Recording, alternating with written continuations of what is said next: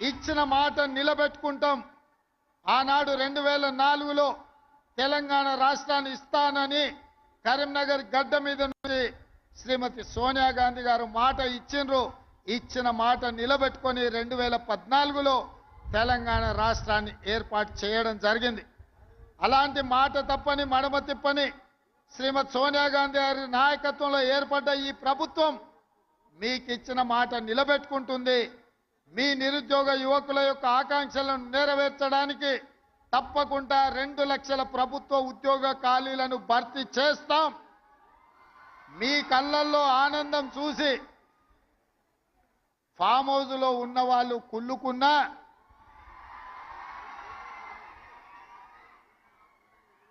వాళ్ళ కడుపులో దుఃఖం పొంగి పొర్లినా, వాళ్ళ శాపనార్థాలు ఎన్ని పెట్టినా ఒక్క మాట చెప్పదలుచుకున్నా, పిల్లి శాపనార్థాలకు ఉట్టి తెగిపడదు హరీష్ రావు గారు. పొట్టోని పొడుగోడు కొడితే పొడుగోని పోచమ్మ కొట్టిందంట.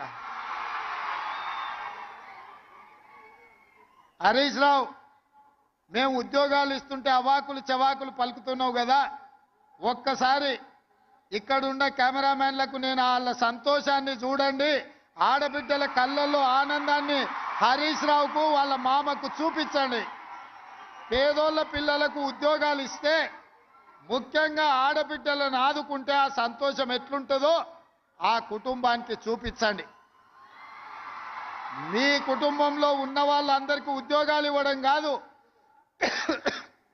మా పేదోళ్ళ బిడ్డలకు వాళ్ళ కుటుంబాలలో చదువుకున్న యువతీ యువకులకు ఉద్యోగాలు ఇస్తే ఆనందం ఎట్లుంటుందో, ఈ మరవలేని ఆనందమైన క్షణాలు ఈ ఎల్బీ స్టేడియంలో నలుమూలల ఈ సంతోషం అలుపుకున్న ఈ పూర్తి వీడియోను అటు చంద్రశేఖరరావు ఇటు హరీష్ రావుకు చూపించాల్సిందిగా కోరుకుంటూ, ఈరోజు వైద్య ఆరోగ్య శాఖలో ఉద్యోగాలు నియామకాలు చేపట్టినాం. తొందరలోనే పోలీస్ శాఖలో ఉద్యోగాలను చేపడతాం. ఆ తర్వాత తెలంగాణ పబ్లిక్ సర్వీస్ కమిషన్ నుంచి అన్ని శాఖలలో ఉన్న ఉద్యోగ ఖాళీలను భర్తీ చేసే బాధ్యత మా ప్రభుత్వం తీసుకుంటుందని మాట ఇస్తూ, ఇక్కడ అందరికీ వివిధ జిల్లాల నుంచి ఈరోజు ఎంపికైన అభ్యర్థులకు అందరికీ కూడా అక్కడ కౌంటర్లు పెట్టినాం. ఆ కౌంటర్ల ద్వారా క్రమశిక్షణతో మీ నియామక పత్రాలు తీసుకోండి. కొంతమందిని వేదిక మీద సింబాలిక్గా ఇచ్చినా మీరు మీ కుటుంబ సభ్యులు మీ నియామక పత్రాలు తీసుకొని వెళ్ళి, ఈరోజు స్టాఫ్ నర్సులు అంటే కుటుంబ సభ్యులు